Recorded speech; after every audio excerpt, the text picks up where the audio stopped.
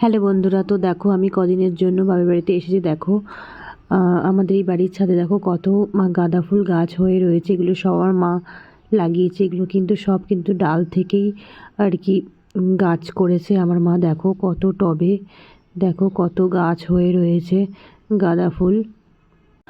তো আমার মা গাছ বসানোর বা গাছের পিছনে যত্ন করার সেরকম টাইম পায় না, একদমই টাইম পায় না। তো তাও দেখো কত গাছ লাগিয়েছে।